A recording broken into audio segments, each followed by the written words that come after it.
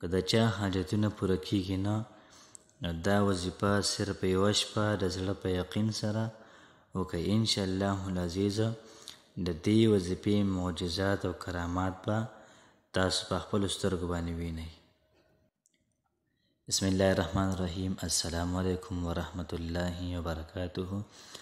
امید در به کوم چې تاسو ټول په ټیک ټاک کې د صحت نه به مزې اخلئ. الله پاک مو خوشحاله ساته. نن چې کومه وظیفه ده د انسان کو څومره غټ حاجت وي او څونه حاجتونه وي، دا ټول حاجتونه به الله پاک پوره کړي. صرف یوه شپه راپاسئ او دا وظیفه وکئ. انشاءالله العزیز د سحر نه مخکې به انشاءالله ستاسو دا کار دا به پوره شي. که بچا باندې اچانک څه مصیبت راشي یا څه پریشانی راشي، نو صرف دا وظیفه یوه شپه وکئ. انشاءالله العزیز سحر به تاسو د دې وظیفې معجزه او کرامات دا به خپلو سترګو باندې وینئ. الله پاک به د غیبونو انتظام وکړي او ستاسو ټولې مسلې دا به ختمې کړي. که بچا باندې څه حالات راشي، د چا داسې حاجتونه وي، د ډېر زیات وخت حاجتونه وي او دا پوره کیږي نه، انشاءالله العزیز د دې وظیفې په برکت سره به ستاسو ټول حاجتونه دا پوره شي. لږ شان وخت به علي، انشاءالله ځان به تنګو نو او دا وظیفه به سر ته رسو. نو صرف دا وظیفه یو ځل تاسو وکئ، نو بیا تاسو د دې وظیفې کراماتو ته ګورئ چې څنګه دا اثر کوي. چې کله موږ ماسوتن اوده کېږو، نو د ماسوتن نه به نیت دا وکړو چې انشاءالله العزیز زه به تهجد له راپاڅمه. نو چې کله تهجد له راپاڅېدې، نو ښه په طریقه باندې به اودس وکړې. نو چې کله په طریقه باندې ته اودس وکړو، نو د هغې نه بیا بعد به 2 رکعاته نفل وکړې. نفل به ډېر زیات په توجه باندې به وکړې، ډېر زیات په خشوع په خضوع باندې به 2 رکعاته نفل وکړې. دا کوم 2 رکعاته نفل دي، په دې کې به الحمد وي، سورة الفاتحه به وي، بیا به د هغې نه بعد 100 پیرې سورة الاخلاص وي، قل هو الله احد. دا سورت به پکې پوره 100 پیرې وي. نو چې کله تاسو دا 100 پیرې قل هو الله احد سورت ویلې، نو بیا به د هغې نه بعد رکعت به پوره کړي او بیا به پاسې 2م رکعت ته بیا به الحمد وي. د هغې نه بعد به 100 پیرې سورة الکوثر، انا اعطیناک الکوثر، دا به 100 پیرې وي. که دا مونځ څوک په ولاړه باندې نشي کولی، نو په ناسته باندې دې وکړي. انشاءالله العزیز الله پاک به ټول کارونه دا پوره کړي. بیا به د هغې نه بعد 3 پیرې درود شریف وي او د هغې نه بعد به 6666 پیرې د قرآن مجید آیاتونو مطابق به الله الصمد وي. نو 6666 پیرې به الله الصمد دا به وي.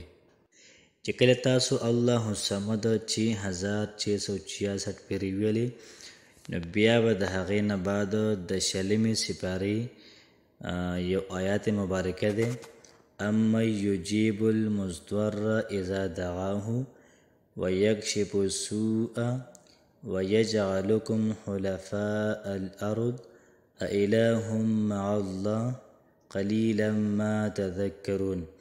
نو دا آیات مبارکه به 72 پیرې ووایئ. 72 پیرې به د آیات مبارکه دا به چې کله دا تاسو 72 پیرې پوره کړو، نو بیا به د هغې نه بعد 3 پیرې درود شریف ووایئ او بیا به د الله پاک نه دعا وغواړو. خو په دې دعا کې به الله پاک ته ډېر زیات وجاړو.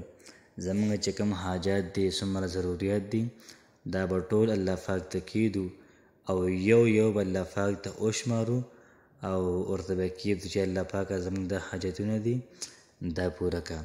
نو انشاءالله العزیز صرف یوه شپه باندې تاسو دا عمل وکئ، نو سحر به په خپله باندې د دې وظیفې اثرات دا تاسو وینئ. په ټول عمر کې خو یو پیر وکئ که نه. نو چې کله سهار شي، نو د ناکامۍ به بلکل سوچ نه کوئ چې یاره ما وظیفه وکړله، کیدای شي کار به وکړي یا به کار به ونه کړي. نو د ناکامۍ به بلکل تاسو سوچ نه کوئ. بیا به د هغې نه بعد روزانه الله الصمد دا به تاسو وایئ. او د دې سره سره به صلات حاجت مونځ 2 رکعاته کوئ. نو چې کله تاسو 2 رکعاته صلات الحاجت مونځ وکړو نو بیا به د هغې نه بعد کومه د شهادت ګوته ده 11 پېرې به الله الصمد ووایي او په دې ګوته باندې به دم کوئ او دا ګوته به ځان نه ګیر چاپېره تاو کړئ. لکه مطلب دا شو چې تاسو به یو ګول دیره شان کې کښېنئ. نو بیا به په دغه دایره کې 313 پېرې الله الصمد تاسو وایئ. انشاءالله العزیز د دغه دایرې نه تاسو روځئ نو ستاسو حاجتونه به الله پاک د پوره کړي وي. دغه شان د عمل به هغه پوره کوئ چې ستاسو حاجت څو پورې دا پوره شوي نه وي. لومړی خبر دا شو د یوې شپې چې کوم عمل دی دا به وکئ. انشاءالله العزیز الله پاک به ستاسو کارونه دا پوره کړي. بیا د هغې نه بعد دا دویم عمل دا بیا روزانه کوئ. چې کله کار پوره شو دا هم بیا مه کوئ. دویم عمل دا و چې په ګوته باندې به الله الصمد 11 پېرې دم کې او له ځان نه به ګیر چاپېره دایره سازه کې او دغه شان دغه دایره کې به دننه کښېني او 313 پېرې به الله الصمد دا به ووایي او د هغې نه مخکې به صلات حاجت مونځ 2 رکعاته وکړي.